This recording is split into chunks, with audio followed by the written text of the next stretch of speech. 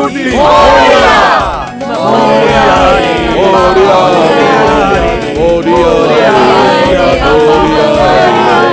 গণপতি বাপ্পা। রবি, decoration দারুণ হয়েছে আর মূর্তি তো অসাধারণ। Thank you sir. স্যার প্রসাদ। এই মোদক আরো বানিয়েছো তো? আমি তো এটা লাঞ্চেই খেয়ে নেবো। আরে সব আছে, অনেক আছে। পায়েস আছে, পুরনপোলি আছে, হালুয়া আছে। স্যার চলুন না স্যার, খেয়ে নেবেন এবার। হ্যাঁ স্যার, তাড়াতাড়ি চলুন, যে কাজটা করা সেটা করে ফেলি। অন্য কেউ ফোন করলে আর খেতে পারবো না। চলো ভাই, খেয়ে নিয়ে। চলো চলো। Thank you, thank you. Start করি? হ্যাঁ হ্যাঁ।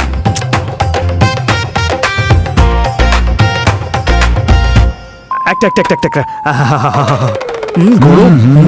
রবি, তুমি যে এত ভালো রান্না করতে জানো আমি তো জানতামই না। সত্যি অপূর্ব, সারাদিন ডিউটি করার পর এইভাবে সবকিছু ম্যানেজ করা, তাও আবার তুমি নিজে বানিয়েছো। স্যার ভগবানের জন্য সব ম্যানেজ হয়ে যায়। আর বছরে তো একবারই এই পুজো, আর এই দিনটার জন্য কত অপেক্ষা করে থাকি। আর এই বছর তো গণপতি আমার বাড়িতে 1.5 দিনের জন্য নয়, 3 দিনের জন্য এসেছেন। মাত্র 3 দিন? তার মানে আমরা 3 দিন পুরনপুরি খেতে পারবো? না স্যার, আমার বাড়িতে থাকবেন 3 দিন, কিন্তু সোসাইটিতে উনি থাকবেন 5 দিন। তাই 5 দিনের জন্য পুরনপুরি সাপ্লাই চলতেই থাকবে। এই না হলে কথা। গণপতি বাপ্পা মোরয়া। Yes! আরে স্যার তাড়াতাড়ি খান, তাড়াতাড়ি খান, ফোন চলে এলো। Hello, SP পদ্মমান here.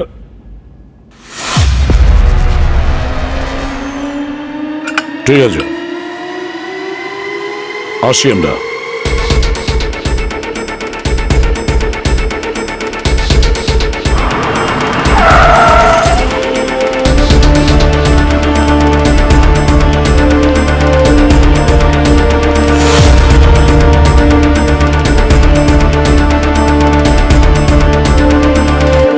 সাথী দেবী,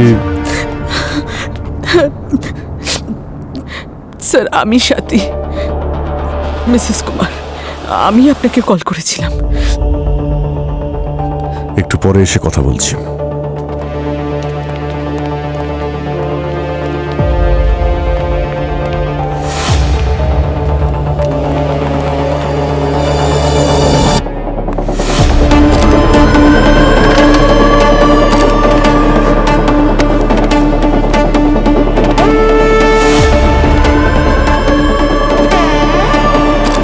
বাইরে থেকে তো কোনো ফিজিক্যাল ইনজুরি দেখতে পাচ্ছি না। বডি টেম্পারেচারও ঠিকই আছে, আর এখনো বডি স্টিফ হওয়া শুরু হয়নি।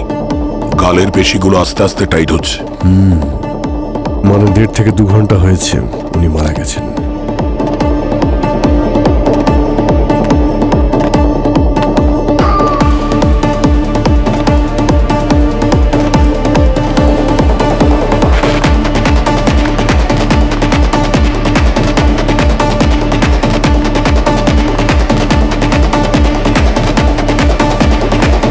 ভাই, আশেপাশে সবকিছু তো ঠিকঠাকই লাগছে।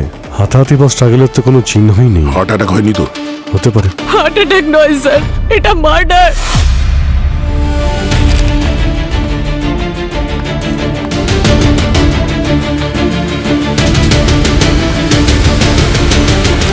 আপনার কেন মনে হচ্ছে যে এটা মার্ডার? বিগত বেশ কিছুদিন ধরেই এরকমই হচ্ছিল স্যার, যেন কেউ ওকে মারবার চেষ্টা করছিল।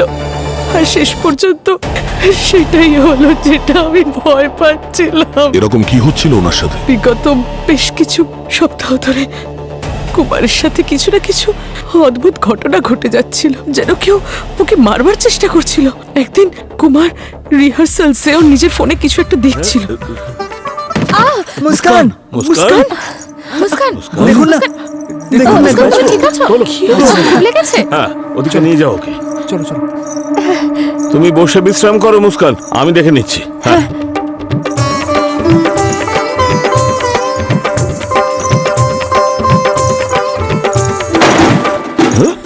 গুরুজি চলো। আপনার লাগেনি তো? আবার কি হয়েছে? আর তারপর আরো একটা দুর্ঘটনা ঘটে। এই সুন্দর মুহূর্তে দুটো শব্দই বলে দিন গুরুজি। দুটো শব্দ? দুটো কথা বলার বাহানায় লম্বা লেকচার দেওয়ার যে প্র্যাকটিস চলছে পৃথিবীতে, ব্যাস দুটো শব্দ। গুরুজি,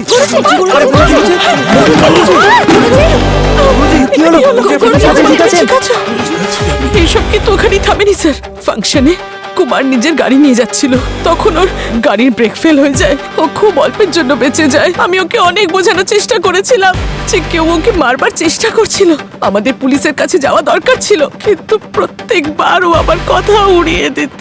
ও বলতো এটা শুধুই আমার দুশ্চিন্তা, ভাবতো আমায় কেন কেউ মারবে। তিনবার প্রাণঘাতী হামলা, তাও আবার 2-3 সপ্তাহ গ্যাপে গ্যাপে, এটা কাকতালীয় হতে পারে না। আচ্ছা, আপনার কি মনে হয় যে গুরুজিকে কে খুন করতে পারে? কারোর সঙ্গে ওনার কি কোনো ঝামেলা বা শত্রুতা ছিল? আমরা কি করে জানবো স্যার? মনের মধ্যে কেউ কেনই বা কিছু বেঁধে রেখেছে। স্যার ও তো বেশ হাঁপিয়ে গেছিল, তারপর রিটায়ার হতে চাইছিল, আর এইসব হয়ে গেল। হ্যাঁ স্যার, ইনফ্যাক্ট গুরুজি তো মুস্কানকে ওনার উত্তরাধিকারী বানাতে চেয়েছিলেন। স্যারের সব থেকে বেস্ট স্টুডেন্টও। সেরকম কিছু না স্যার, স্যারের সব স্টুডেন্টই খুব ট্যালেন্টেড। এবার কি হবে? গুরুজি যদি অন্য কাউকে ওই জায়গাটা দিত, তাহলেও আমরা আনন্দের সঙ্গে সেই দায়িত্ব পালন করতাম। আমরা কখনোই এইসব কথার এখন কোনো মানে নেই, আর চুপ করো। কুমার নারায়ণম স্যার, তামিলনাড়ুতে উনি বড় হয়েছেন আর ভরতনাট্যমের ট্রেনিং ওখান থেকেই নিয়েছিলেন। 15 বছর বয়সে সোলো পারফরমেন্স শুরু করেছিলেন, আর 20 বছর হতে হতে ওনার ডান্স একাডেমি খুলেছিলেন, অভিনয় অঙ্গন একাডেমি। উনি ওনার জীবনে সম্মান আর অ্যাওয়ার্ডস অনেক পেয়েছেন। সিম্পল লিভিং, হাই থিঙ্কিং ধরনের মানুষ ছিলেন উনি, আর একজন ট্যালেন্টেড ডান্সার আর টিচার হওয়ার সাথে সাথে এনভায়রনমেন্টালিস্টও ছিলেন। এই প্লাস্টিক থেকে হওয়া পলিউশনের বিরুদ্ধে উনি আওয়াজ তুলেছিলেন, আর সেই কারণে কোর্টে অনেক পিআইএল আর আরটিআইও করে রেখেছিলেন উনি। স্যার, হ্যাঁ স্যার এই দেখুন, আচ্ছা, এই দেখুন স্যার, ওনার সোশ্যাল মিডিয়া অ্যাকাউন্ট। উনি পরিবেশ নিয়ে অনেক পোস্ট করতেন, বিশেষ করে প্লাস্টিক ব্যান করার ভিডিও। এটা কিরকম কমেন্ট? তুমি কুকুরের মতন মরবে বুড়ো, এই কি ধরনের অদ্ভুত কমেন্ট? কুমারবাবু তো ওই প্লাস্টিকের বিরুদ্ধে ছিলেন, প্লাস্টিক বর্জন করতে বলেছিলেন। এই সোশ্যাল মিডিয়ায় একটা ট্রেন্ড হয়েছে, বড্ড ট্রোল করে লোকজন। আমার সঙ্গে এমন হয়েছে স্যার। একবার একটা ফেক ম্যারেজ প্রপোজাল পেয়েছিলাম আমি, কান্ট টেল ইউ। এক মিনিট স্যার, বেশিরভাগ মেসেজেস তো এইরকম ধরনেরই হয়, গালিগালাজ না হলে প্রাণে মেরে ফেলার হুমকি, আর বেশিরভাগ কমেন্টগুলো ইয়াংস্টাররাই করেছে। সেটাই তো, আজকালকার জেনারেশন তো এনভায়রনমেন্টের ব্যাপারে খুবই সচেতন, তারপরেও এমন কমেন্ট। আর এই কমেন্টে তো 5000-এর থেকে বেশি লাইকস। গুরুজি, এখনো সময় আছে, রাসার কাছে ক্ষমা চেয়ে নিন, না হলে ও আপনাকে শেষ করে দেবে। এই রাসা কে? সে যেই হোক না কেন, কুমার বাবুর সঙ্গে তার সম্পর্ক ভালো ছিল না। এখানে কিছু না কিছু গোলমাল নিশ্চয়ই আছে, কিন্তু কি? সালুকে কি কিছু বলেছে বডির ব্যাপারে? না স্যার, উনি তো ফোনই তুলছেন না। আরে সালুকে ফোন তুলছে না? সালুকে গেল কোথায়? সালুকে? হ্যাঁ, আরে স্যার, সালুকে তাড়াতাড়ি জল নিয়ে এসো। আরে ওর কি হলো? ডক্টর সালুকে, হ্যালো, অ্যাম্বুলেন্স। আরে স্যার, আরে ভাই, কে এরকম করলো? আরে ভাই তুমি, আরে কত সুন্দর একটা ঘুম দিচ্ছিলাম এতক্ষণ বাদে, আর শুধু শুধু তুমি। আপনি কবে থেকে দিনে ঘুমুন? উঠুন। আমার চশমা কোথায়? চশমা দাও। এই নিন। বুড়ো হয়ে গেছো। এই সব হচ্ছে এর দোষ, এই পুরো। কেন? আমি কি করলাম? আরে সব সময় কোনো না কিছু খাবার জিনিস পাঠায়। এবার জানো, এত বড় একটা টিফিন বক্স ভর্তি করে পুরনপুলি পাঠিয়েছে আমাকে, তাতে আবার লিখেও পাঠিয়েছিল। ওতে লেখা ছিল পুরনপুলিতে আগে ভালো করে ভালো ঘি মাখাবেন, তারপরে গাঢ় গরম গরম দুধের সঙ্গে মিশিয়ে খাবেন। বাই গড, দয়া, এত টেস্টি ছিল। হ্যাঁ, 4 পুরনপুলি আমি খেয়ে ফেলেছি। 4টে পুরনপুলি? এটা তো পুরো সেনাদের হয়ে যাবে স্যার। আপনি একলা খেয়ে নিলেন? তবে আমাকে তুমি কম ভেবেছো? রাক্ষস কোথাকার। স্যার, ওই কয়েকটা কি বাঁচিয়ে রেখেছেন নাকি? সব কটাই কেন বাঁচিয়ে রাখবো? কেন বাঁচাবো? এসব কি স্যার? এগুলো কিন্তু ঠিক না। আবার কি ভাই? পুরনপুলি খেয়ে না হয় ঘুমিয়ে পড়েছিলে, আর ওই ডেড বডির রিপোর্টটা কি? না, সালুকে এমন কাজ করে না বস। প্রথমে কাজ, তারপরে আরাম। এর ব্যাপারে আমি সব খোঁজ নিয়েছি। কি খোঁজ নিয়েছিলে? তোমাদের ডাউট একদম ঠিক, এনার হার্ট অ্যাটাকই হয়েছে, কিন্তু ওনার ওয়াইফ যেটা বলছেন সেটাও ঠিক, এটা খুনই বটে। তার মানে কেউ এনার হার্ট অ্যাটাক ঘটিয়েছে? একদম। দেখো এর ব্লাড স্যাম্পেলে আমি অক্সিভরিন নামে কেমিক্যাল পেয়েছি। অক্সিভরিন? হ্যাঁ, জানো এই অক্সিভরিন কি কাজ করে? এটা কাগজের কারখানায় পাল্প বানানোর জন্য, মানে ওর মণ্ডপ তৈরি করার জন্য ব্যবহার হয়। এই অক্সিভরিন কোনো মানুষকে দেওয়া হলে আস্তে আস্তে বিষের কাজ শুরু করে। এই কেমিক্যালটা এনাকে মিষ্টির সঙ্গে দেওয়া হয়ে থাকতে পারে। ব্যাস 5-6 ঘন্টার মধ্যে এই অক্সিভরিন কাজ শুরু করে দিয়েছে। স্যার, এই রাসার ব্যাপারে আমি জানতে পেরেছি। রাহুল সালসা নামে ওর সোশ্যাল মিডিয়া অ্যাকাউন্ট আছে। ও ডান্সার। ইনি গুরুজির স্টুডেন্ট ছিলেন স্যার। ওনার ফ্যানেদের কাছে উনি রাসা বলে পরিচিত। রাহুলের রা আর সালসার সা। রাহুল কুমার বাবুর স্টুডেন্ট ছিল, আর রাহুলের ফ্যান্স ওনাকে হুমকি দিচ্ছিল।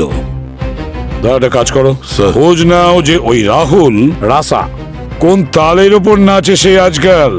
আর অভিজিৎ, এবার আমাদের এটা দেখতে হবে কুমার বাবুর ওপর যতগুলো অ্যাটাক হয়েছে সেটা ওই রাসা আর ওর ফ্যান্সরা করেছে নাকি শুধু অ্যাক্সিডেন্টই ছিল।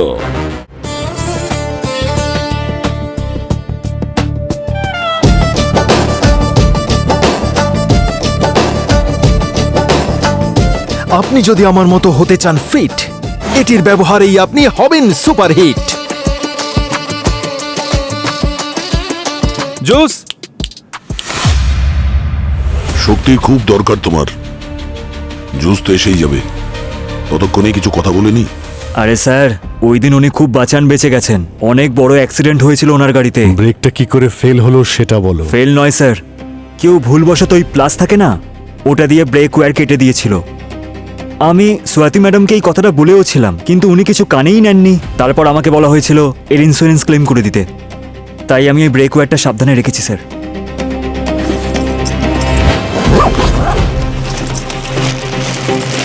এই দেখুন স্যার। এটা তুমি খুব ভালো করেছো। এগুলো কি এখানে সাদা সাদা কি লেগে আছে? আমি কিছু লাগাইনি স্যার, যেরকম ছিল সেরকমই দিলাম আপনাকে। ঠিক আছে, তুমি এখন আসতে পারো। রবি, এটা ফরেন্সিক ল্যাবে পাঠিয়ে দাও ডক্টর সালুকের কাছে। দেখো কি জানতে পারা যায়। স্যার, আপনি যাকে ডেকে পাঠিয়েছিলেন ও এসে গেছে। আচ্ছা। স্যার, ও মঙ্গেশ, ইলেকট্রিশিয়ান। কুমারবাবুর একাডেমির ওয়্যারিং এর কাজ ওই করতো। স্যার, আপনারা আমাকে কেন ডেকেছেন? আচ্ছা, তুমি এটা বলো যে গুরুজির মাথার পিছন দিকে যে লাইটটা পড়েছিল সেটা কি করে পড়েছিল, আর মাইকে কারেন্টটা কোথা থেকে এলো? স্যার, এতে আমার বা আমার লোকেদের কোনো দোষ নেই স্যার। ওই লাইট পড়ে যাওয়ার পর আমি তার নাট বল্টু চেক করেছিলাম স্যার। ওটা কেউ ইচ্ছে করে লুজ করেছিল স্যার, নাহলে আমার ফিটিং করা কোনো জিনিস পড়ে যাবে এমনটা অসম্ভব স্যার। আর ওই মাইক? স্যার, ওই মাইকের ওয়্যার কেউ ইচ্ছে করে ইলেকট্রিক শকারে ভরে দিয়েছিল স্যার, যাতে কারেন্ট পাস হয়। স্যার, এমন কাজ তো কোনো নতুন ইলেকট্রিশিয়ানও করবে না স্যার। আরে আরে আরে আরে স্যার, অ্যাড শুট করার সময় তো অজ্ঞান হয়ে যাচ্ছিল না স্যার? ওটাই আমার কাজ স্যার। আমার পার্সোনাল লসের জন্য তো আমি এজেন্সির লস করতে পারি না। আপনারা তো আর জানেন না স্যার, গুরুজি চলে যাওয়ার পর থেকে আমার উপর দিয়ে কি যাচ্ছে। হ্যাঁ, গুরুজি মারা যাওয়াতে কতটা দুঃখ পেয়েছো সেটা তো ইন্টারনেটে ওনার পোস্ট দেখে বোঝা যাচ্ছে। স্যার, ওটা আমি নই, আমার ফ্যানেদের কাজ। কিন্তু তোমার ফ্যানেরা এরকম কেন রিয়াক্ট করছে? নিশ্চয়ই কোনো কারণ আছে। আজ আমি যা কিছু হয়েছে গুরুজির আশীর্বাদে হয়েছে। উনি গুরুর চেয়ে অনেক বেশি কিছু ছিলেন আমার কাছে। কিন্তু আমি এখনকার ছেলে, এখনকার সমস্ত কিছু, এখনকার আর্ট আমার খুব পছন্দের। তাই আমি ভরতনাট্যমের সঙ্গে হিপ হপ আর ওয়েস্টার্ন মিউজিকের একটা যোগসূত্র ঘটালাম। তাই নিয়ে ইন্টারনেটে আলোড়ন পড়লো স্যার। রাহুল, এসব কি? কি হয়েছে গুরুজি? জিজ্ঞেস করছো? তোমার নৃত্য কলার যে শিক্ষা দিয়েছি তার এই রূপান্তর ঘটিয়েছো। ভারতনাট্যম শুধু শাস্ত্রীয় নৃত্য নয়, ভগবানের আশীর্বাদ স্বরূপ সেটি আশীর্বাদ। নটরাজের এই পবিত্র কলাকে তুমি ইংলিশ বাজনার সঙ্গে মিশিয়ে দিয়ে সেটিকে অপমান করেছো। কিন্তু গুরুজি, শিল্প তো শিল্পই। আমি তো শুধু ভরতনাট্যমের একটা নতুন পথ, নতুন স্টাইল সৃষ্টি চুপ করেছি। করো। আর তোমার এই ভাবনা নিজের কাছেই রাখো। তুমি বেরিয়ে যাও, বেরিয়ে যাও এখান থেকে। জানি না আমার আর গুরুজির সেই ঝগড়া ইন্টারনেটে কিভাবে লিক হলো, আর তারপর থেকে আমার ফ্যানেরা সকলে ওনাকে ঘৃণা করতে থাকলো। মার্ডারের দিন কোথায় ছিলে তুমি? দিল্লিতে একটা পার্সোনাল কাজে গেছি। আচ্ছা, স্যার, স্যার এই যে আমার ফ্লাইটের টিকিট। সেসব ঠিক আছে।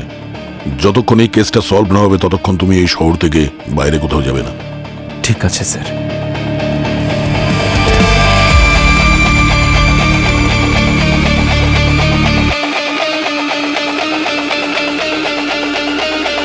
সিআইডি অ্যাক্টিভ হয়ে গেছে। যত তাড়াতাড়ি সম্ভব তুই এই শহর ছেড়ে দে।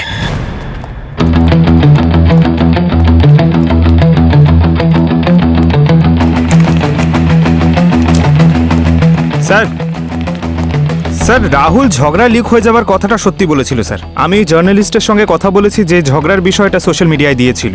ও বলছিল একজন আননোন মহিলা আর কুমার বাবুর ঝগড়ার বিষয় বলেছিল। আচ্ছা, এই রাহুল যে দিল্লি গিয়েছিল সেটার ব্যাপারে কি জেনেছো? স্যার ডিটেলস আমি ফরওয়ার্ড করেছি এয়ারপোর্ট অথরিটিকে, ওরা কনফার্ম করে বলে দেবে। দয়া, এই রাহুল কিন্তু অতটা সহজ সরল নয়, কড়া নজর রাখতে হবে ওই রাহুলের ওপর। যতগুলো অ্যাক্সিডেন্ট হয়েছিল গুরুজির সঙ্গে সবকিছু প্ল্যান করা ছিল স্যার।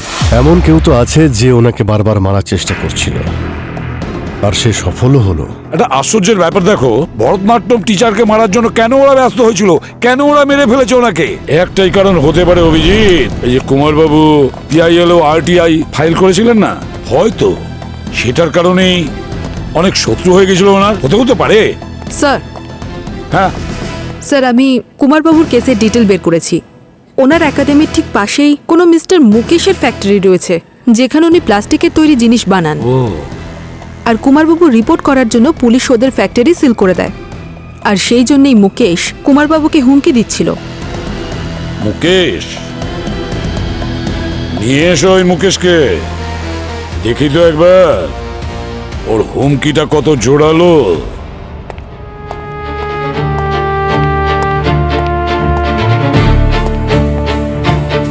আমি এসে গেছি স্যার, আপনার জন্য এটা, আপনার বাচ্চার জন্য, আপনার যদি বাচ্চা না থাকে আপনার প্রতিবেশীর বাচ্চার জন্য, যদি প্রতিবেশীর বাচ্চা না থাকে আপনার আত্মীয়ের বাচ্চার জন্য। ঘুষ এটা নয় স্যার, গিফট, এটা গিফট। আসলে মানুষ যখন খুশি হয় না, গিফট দেয় সে, গিফট। আর আপনি কি নিয়ে এত খুশি?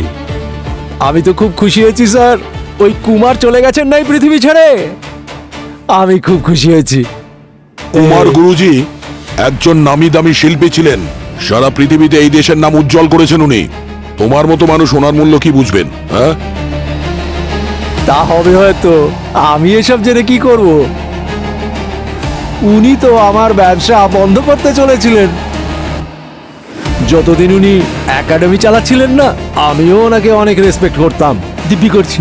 কিন্তু যবে থেকে উনি শুরু করলেন না, নো প্লাস্টিক, ব্যান প্লাস্টিক, পরিবেশকে বাঁচাও, বিশ্বকে বাঁচাও, এইসব নাটক করার কি দরকার ছিল?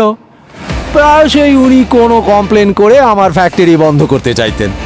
আমি অনেক পরিশ্রম করে কোর্ট কাছারিতে চক্কর লাগিয়ে ওটা খোলার চেষ্টা করতাম। আরে আমারও তো বউ বাচ্চা আছে স্যার, আচ্ছা। তাদের ব্যাপারেই তো ভাবতে হবে। যাতে তোমার প্লাস্টিকের ফ্যাক্টরি খুব ভালো করে চলে, এই জন্যই তুমি এই সমস্ত করেছো। কেন? মিথ্যে বলবো না স্যার, চেষ্টা তো অনেক করেছিলাম, 2-3 বার গুন্ডাও পাঠিয়েছিলাম। ওই ডান্সার বাইরে থেকে যতটা নরম ছিল না, ভেতর থেকে অতটাই স্ট্রিক্ট ছিল, সলিড, নিজের সিদ্ধান্ত থেকে নড়েনি, অনড় ছিল। উনি যখন ভয় পেলেন না তখন আপনি ওকে মেরে দিলেন। আমি কেন ওকে মারতে যাব স্যার, যখন ও নিজেই দেশ ছেড়ে চলে যাচ্ছিল? কি বললে? কুমার বাবু দেশ ছেড়ে চলে যাচ্ছিলেন? স্যার আপনি কেমন ইনভেস্টিগেশন করেন, আপনি জানেন না?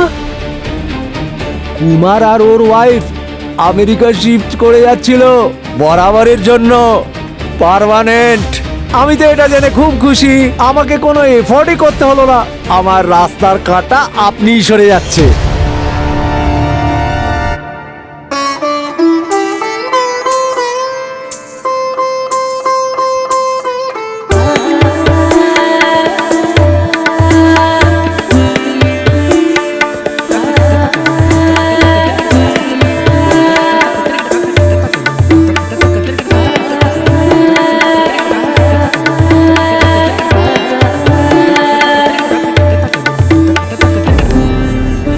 মিনিটের ব্রেক।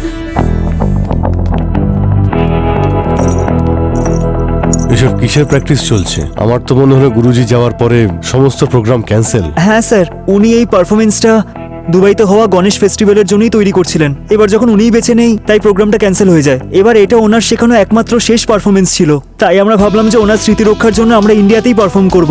আচ্ছা স্যার, আপনারা এখানে খুনির খবর পেয়েছেন আপনারা? ওটা তো আমরা খুঁজে বার করেই নেব। আচ্ছা, সাথী দেবী কোথায়? ওইদিকে অ্যাকাউন্ট রুমে।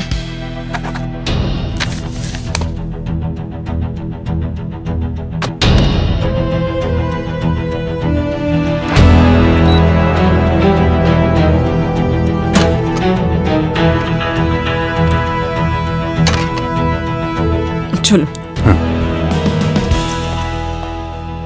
এই যে করেই হোক আমি এই সব পেপার ওয়ার্ক এক্ষুনি কমপ্লিট করে নিতে চাই। ঠিক আছে। আমি চাই না যে আমি যাওয়ার পরে এই আচ্ছা সব। সাথী ম্যাডাম, আপনি আমাদের এটা তো বলেননি যে কুমার বাবু নাকি এই দেশ ছেড়ে বাইরে চলে যাচ্ছেন। উনি তো যেতেই চাইছিলেন না, আমি তো ফোর্স করেছিলাম ওনাকে। ফোর্স করার প্রয়োজন কি ছিল? স্যার তিনবার প্রাণে মেরে ফেলার চেষ্টা হয়েছিল। আমি ভয় পেয়ে গেছিলাম যদি কোনো কিছু হয়ে যেত তাহলে আমি কি করতাম। আমি ইউএস সিটিজেন, ছোটবেলাটা আমার ওইখানেই কেটেছে, তাই চেয়েছিলাম যে এখন ওখানেই সেটেল করে যাব। আর তাই তো আমি ওকে কনভিন্স করছিলাম। আর এমনিতেও আমার হাজবেন্ডের বেশিরভাগ শোজই বাইরেই হতো। এইসব তো একান্তই আমাদের ব্যক্তিগত না স্যার, তাই মনে হয়েছিল এইসব আপনাদের সাথে কি বলে শেয়ার করব। ম্যাম, আমরা এখনো গুরুজির খুনিকে খুঁজে বেড়াচ্ছি। আমরা এটা বোঝার চেষ্টা করছি যে কেউ ভরতনাট্যম টিচারকে কেন মারবে, ওনার শত্রুতা কার সঙ্গে ছিল, ওনার মৃত্যুতে কার লাভ হতে পারে। সেই জন্য ওনার সঙ্গে জড়িত সমস্ত বিষয় আমাদের ইনভেস্টিগেশনে কাজে লাগবে। বুঝতে পেরেছেন আপনি? ম্যাম, ম্যাম, নিশার ফোন লাগছে না। ওর স্টেপগুলো মেহেকাকে দিয়ে দিই। কেন, নিশা কোথায়? জানি না স্যার, আমরা ওকে অনেকক্ষণ ধরেই ফোন করার চেষ্টা করছি, সুইচ অফ পাচ্ছি। ঠিক আছে, আমি দেখছি।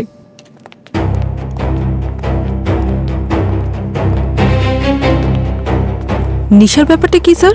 রাসা স্যার, এক মিনিট।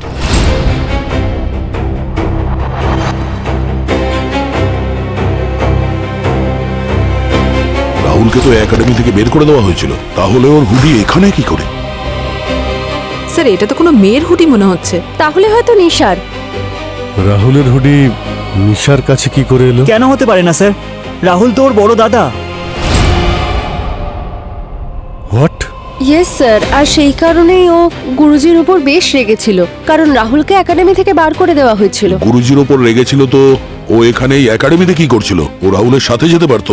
স্যারও এখনো জুনিয়র, এখনো অনেক কিছু শেখার আছে। আর ওনার থেকে ভালো টিচার কোথায় পাবে ও?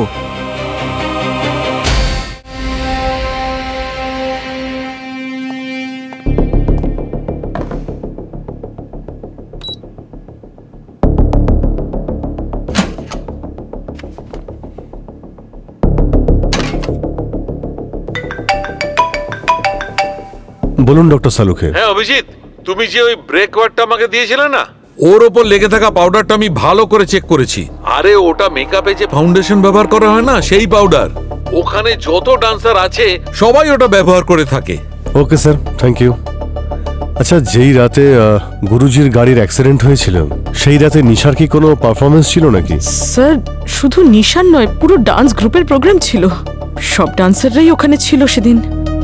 সমস্ত ডান্সার তো আজ এখানেই আছে, শুধুমাত্র নিশা নেই এখানে।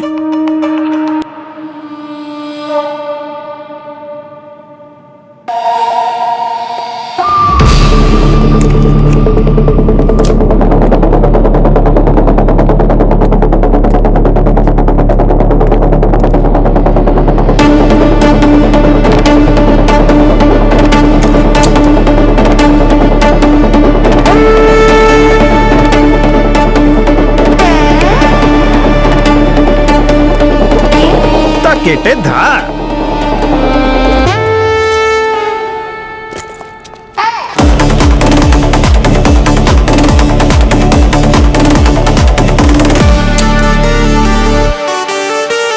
নিশা কোথায়? আপনি? নিশা? জানি না স্যার, অনেকদিন দেখা হয়নি ওর সঙ্গে। কেন, কি হয়েছে? এক, বাজে কথা বলিস না। তোর সঙ্গে দেখা করে চলে যাবার পরেই তুই ওকে কল করেছিস। না তো। এই, নিশার কল রেকর্ড আছে আমাদের কাছে। নিশাকে শেষবার কল তুই করেছিলি। সিআইডির অ্যাক্টিভ হয়ে গেছে। যত তাড়াতাড়ি সম্ভব তুই এই শহর ছেড়ে দে। আমি কিছু জানি না স্যার। আচ্ছা, হ্যালো, হ্যাঁ, আরে উশিও, ঠিক আছে ঠিক আছে, থ্যাংক ইউ।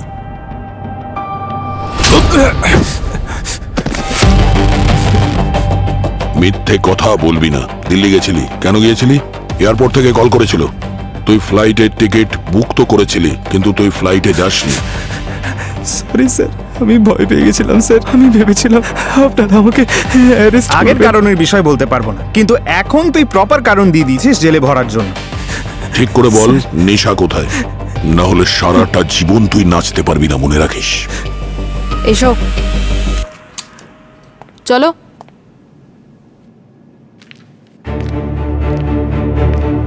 চলো।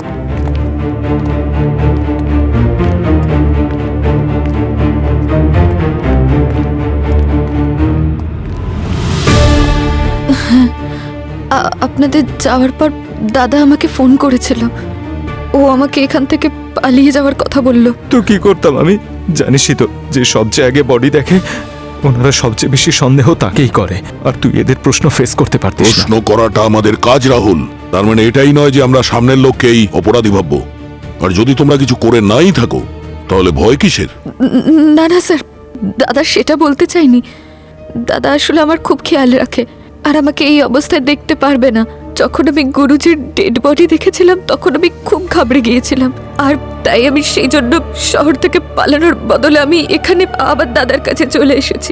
নিজের ফোন বন্ধ করে রেখেছি। বাহানা তুমি ভালোই করতে পারো নিশা। ডান্সের সাথে সাথে অ্যাক্টিংও শিখে নিয়েছো নাকি? যখন যখন গুরুজির উপর হামলা হয়েছে তখন তুমি ওখানে ছিলে একাডেমিতে। স্যার, আমি ছাড়াও তো আরো অনেক ডান্সার্সরা ছিল ওখানে। আর আর আমি কেন গুরুজিকে মারবো? আর আমার ওনাকে খুন করার কোনো কারণও তো নেই। কারণ আছে। কুমারবাবু রাহুলকে একাডেমি থেকে বের করে দিয়েছিলেন। রাহুলকে ঘৃণা করতেন উনি। না স্যার, ঘৃণা নয়, ভালোবাসতেন ওকে। কি? হ্যাঁ দাদা, গুরুজি হয়তো রেগে গিয়ে তোকে একাডেমি থেকে বের করে দিয়েছিলেন, কিন্তু উনি সবসময় তোকে মনে করতেন। গুরুজি তো দাদার আর্টের ডান্সের ফ্যান হয়ে গিয়েছিলেন। লুকিয়ে লুকিয়ে ওর ফিউশন ডান্সের ভিডিও দেখতেন গুরুজি। গুরুজি, নিশা, গুরুজি, আপনি দাদাকে এত ভালোবাসেন যখন, ওকে আবার ফিরিয়ে কেন আনছেন না? আপনি জানেন দাদাও আপনাকে ভীষণ মিস করে। তোমার তো জানা আছে নিশা, রাহুল আমার সব থেকে উপযুক্ত শিষ্য। ওকে এখান থেকে বার করার পেছনে কারণ আছে। তুমি চিন্তা করো না, সঠিক সময় এলে রাহুলকে আমি নিজেই ডাকবো। সত্যি গুরুজি? আমার রিটায়ারমেন্টের পর আমার এই নৃত্যাঙ্গনকে কে সামলাবে? রাহুল। আমি ওকে পুরো ভরসা করি। তুমি দেখো, একদিন ও আমার নাম, আমাদের এই শাস্ত্রীয় নৃত্য ভারতনাট্যমকে নতুন উচ্চতায় নিয়ে যাবে। এই যে এইটা দেখুন গুরুজি, তারপর থেকে যখনই দাদার রিলসগুলো দেখতেন আমাকেও পাঠাতেন। আমি কি করলাম যে গুরুজি আমাকে সন্তানের মতো মনে করতেন? আমি ওনাকে কি করেছিলে তুমি? হ্যাঁ স্যার, আমি যে দিল্লির ফ্লাইট মিস করেছিলাম, আমি সেই দিন ওনার সঙ্গে দেখা করতে গেছিলাম। যেদিন গুরুজি মার্ডার হয়েছিল ওই দিন তুমি ওনার সঙ্গে দেখা করেছিলে? হ্যাঁ স্যার, সেই দিন আমি সোশ্যাল মিডিয়া জার্নালিস্টের থেকে জেনেছিলাম যে একাডেমি থেকে কোনো একটা মেয়ে ফোন করে ওনাকে আমার আর গুরুজির ঝগড়ার ব্যাপারে বলেছিলেন। তাই আমি গুরুজির সঙ্গে সেই ব্যাপারেই কথা বলতে গিয়েছিলাম। আমি ভেবেছিলাম গুরুজি স্বাতি ম্যামের সঙ্গে প্ল্যান করেই নিউজ আউট করেছিলেন, যাতে আমার নাম নিয়ে পাবলিসিটি করতে পারে। কিন্তু স্যার বিশ্বাস করুন, আমি গুরুজিকে খুন করিনি স্যার। রাহুল, তুমি আমাদের এতবার মিথ্যে কথা বলেছো যে তোমার কোনো কথাই এখন বিশ্বাস করা আমাদের মুশকিল হয়ে গেছে, বুঝলে? যতদিন নাই কেসটা সলভ হবে তুমি আমাদের হেফাজতে থাকবে, বুঝলে? স্যার, যদি রাহুল খুন না করে থাকে তাহলে খুনি কে? কারোর তো কোনো কারণই দেখছি না খুনটা করার। এই কেসটা তো খুব জটিল। কোন রাস্তায় যাব, কাকে ধরবো বুঝতে পারছি না। গণপতি বাপ্পা আছেন তো স্যার, উনি কোনো পথ দেখাবেন।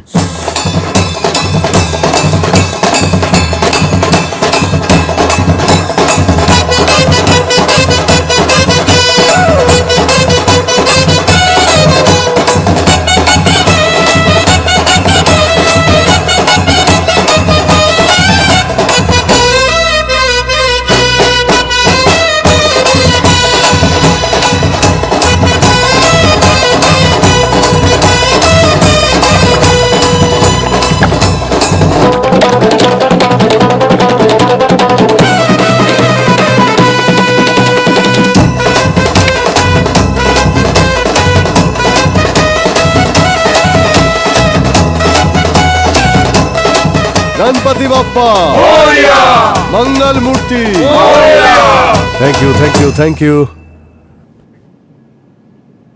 এই যে বাড়িতে গণপতির বিসর্জন দেওয়ার পদ্ধতিটা ভীষণ ভালো, তাহলে সমুদ্রে নদীতে কখনো দূষণ হবেই না। আর স্যার মূর্তিটাও অর্গানিক মাটি আর কালার দিয়ে তৈরি, তাই এই জলটা আমি গাছের গোড়াতেও দিতে পারি। দারুণ ভালো, এরকমই বিসর্জন হওয়া উচিত, আর মূর্তিও এরকম ভাবেই মানানো উচিত। অর্গানিক।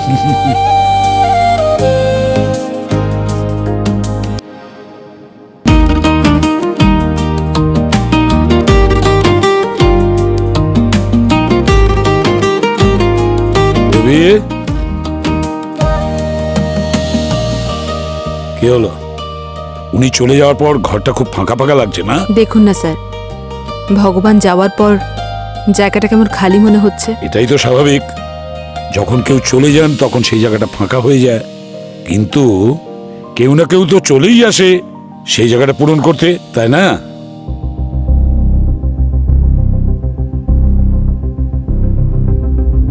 স্যার, হ্যাঁ, গুরুজি চলে যাওয়ার পরে ওনার একাডেমিও এইভাবে নিশ্চয়ই খালি হয়ে গেছে, তাহলে কেউ তো আসবে ওনার জায়গা নিতে। নিশ্চয়ই আসবে, এটাই তো কারণ হতে পারে ওনাকে দুনিয়া থেকে সরিয়ে ফেলার, একমাত্র এটাই কারণ। স্যার, ওই স্বাতী ও তো নিজের উকিলের সাথে কিছু বেচার এগ্রিমেন্ট সাইন করছিল, তাই না? উনি ঠিক কি বিক্রি করতে চাইছিলেন? গুরুজির প্রপার্টি? স্যার হয়তো একাডেমি বিক্রি করতেন, কিন্তু কাকে? মুকেশ। মুকেশকে, প্লাস্টিক কারখানার ওই মুকেশকে, একমাত্র সেই তো ওনাকে মেরে ফেলার চেষ্টা করছিল ওনার একাডেমির জায়গাটা নেওয়ার জন্য।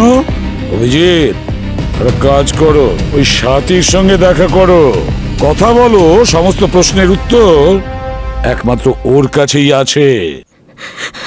সরি স্যার, সরি, আমি আপনাদের থেকে একটা কথা লুকিয়ে গেছি। কিভাবেই বা বলতাম আপনাদেরকে যে ইউএসএ তে আমার ফ্যামিলির টাকা পয়সার অনেক প্রয়োজন ছিল, আর তাই আমি কুমারকে ইন্ডিয়াতে সব প্রপার্টি বেচে দিয়ে ইউএসএ তে শিফট হওয়ার জন্য কনভিন্স করছিলাম। তার মানে আপনি ডান্স একাডেমি বেচার জন্য ক্রেতাও খুঁজছিলেন? অ্যাকচুয়ালি কুমার আমার সব কথাই প্রায় মেনে নিয়েছিল, বাস শুধু এই একাডেমিটাও বিক্রি করতে চাইছিল না, আর তাই আমি ওকে একেবারেই ফোর্স করতে চাইনি, আমিও মেনে নিয়েছিলাম। কিন্তু স্যার, যেদিন কুমারের মার্ডার হয়েছিল সেদিন আমার কাছে রাজবর্ধন বলে একজনের মেসেজ এসেছিল। উনি আমাদের একাডেমি কিনে নিতে একেবারেই রাজি ছিলেন। তারপর আমি ভাবলাম, এখন কুমার তো আর নেই, আর আমিও তো ইউএস চলে যাব, তাই একাডেমি বিক্রি করে দেওয়াই ভালো। এটাই সবার জন্য ভালো হতো আর লাভও তো হতো, তাই না? কে এই রাজবর্ধনটা আবার কে? ওনার সঙ্গে আপনার আগে দেখা হয়েছিল? না স্যার, দেখা তো করিনি, কিন্তু উনি আমাদের একজন স্টুডেন্টের বাবা, অনেক বড় বিজনেসম্যান। সাউথ ইন্ডিয়াতে ওনার পেপার মিলসও আছে। Paper mill? কুমার গুরুজির যে কেমিক্যালে মৃত্যু হয়েছিল ওই কেমিক্যাল তো পেপার মিলে ইউজ হয়। আচ্ছা, এটা কোন স্টুডেন্ট যার বাবা আপনাদের একাডেমিটা কিনতে চেয়েছিলেন? স্যার, ওই নমস্কার ভাই ও বোনেরা, আজ আপনাদের সামনে আসতে পেরে আমি এবং আমাদের সিআরডি টিমের সকলে খুব আনন্দ অনুভব করছি। গণেশ বিসর্জনের এই শুভ মুহূর্তে আমরা কুমার বাবুর স্টুডেন্টদের কাছে একটা অনুরোধ করেছি যে আমাদের সকলের জন্য আপনাদের সামনে একটা ভরতনাট্যমের পারফরমেন্স দেখাবো। ওনারা রাজিও হয়ে যান, কিন্তু বিশেষ কথা এই যে পারফরমেন্স, সেটা কুমার বাবু গত হওয়ার আগে কোরিওগ্রাফ করেছিলেন। এটা খুব বিশেষ পারফরমেন্স। তাহলে আসুন আমরা সেই পারফরমেন্সটা সবাই মিলে দেখি। মঞ্চে আসার জন্য অনুরোধ করছি।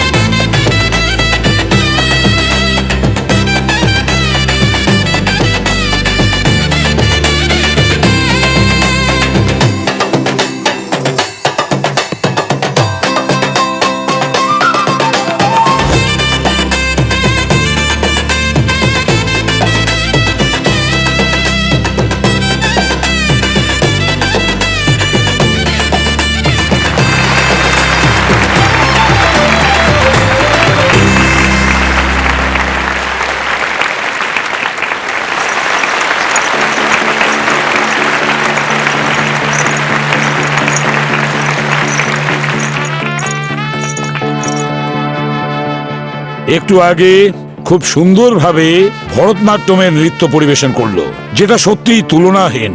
তাহলে স্যার, যখন গুরুজির শিষ্যরা এত ভালো পারফরমেন্স করেছে, সেই জন্য আমাদের অনেক দায়িত্ব রয়েছে। তাই আমাদের টিম আপনাদের সকলের সামনে একটা পারফরমেন্স দেখাবে।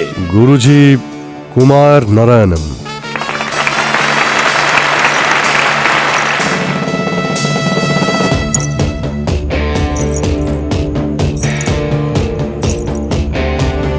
ও যে কথায় আছে না, শিকারি বেড়ালের গোপ দেখলেই চেনা যায়, ঠিক সেইভাবেই কুমার বাবু ওনার 15 বছর বয়সে নিজের নৃত্য শৈলীতে সম্পূর্ণ দেশের মুখ উজ্জ্বল করে দিয়েছেন।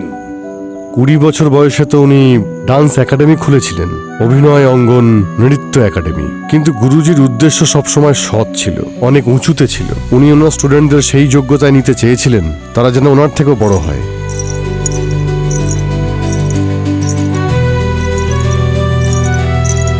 কিন্তু তাদের মধ্যে একজন স্টুডেন্ট ছিল যে ওনার এই চিন্তাভাবনাকে মর্যাদা দেয়নি।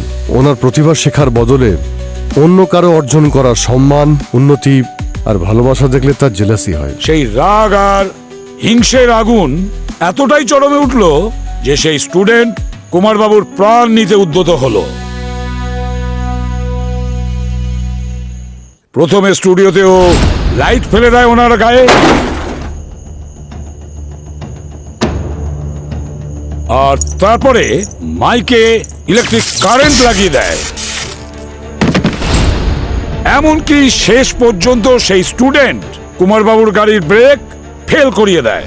গুরুজি যিনি ভগবানের মতো হন, যার জন্য শিষ্য যে কোনো সময় প্রস্তুত থাকে সবকিছু দিয়ে দেওয়ার। একলব্যতার আঙুল কেটে গুরু দ্রোণাচার্যকে দিয়ে দিয়েছিলেন। কিন্তু এই শিষ্য গুরু শিষ্যের সম্পর্ককে কলঙ্কিত করেছে, ওনাকে খুন করেছে বিষ খাইয়ে, আর নিজের চোখের সামনে তাকে ছটফট করে মরতে দেখে।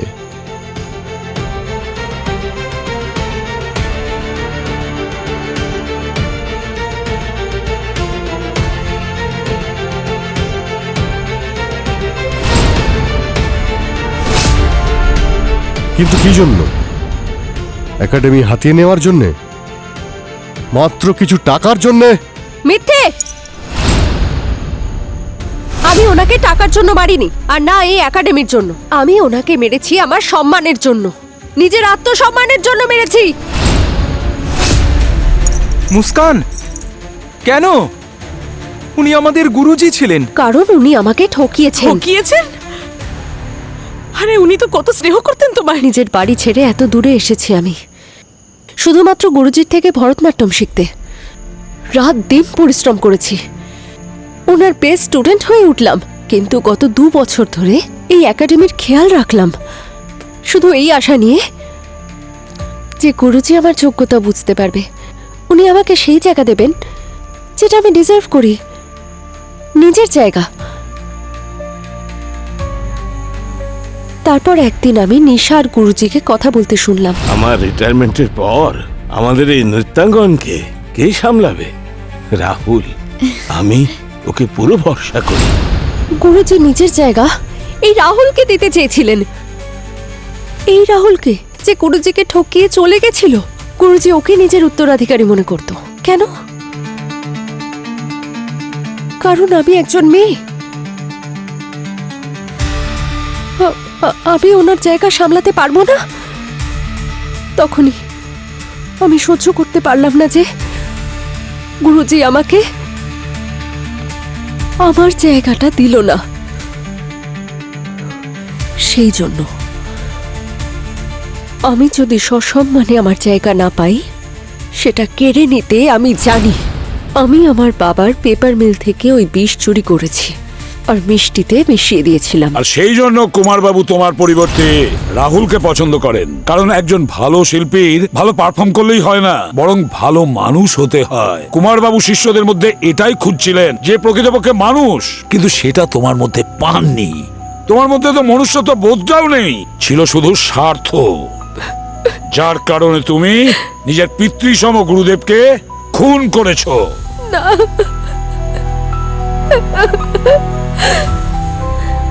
নিয়ে যাও ওকে। চলো।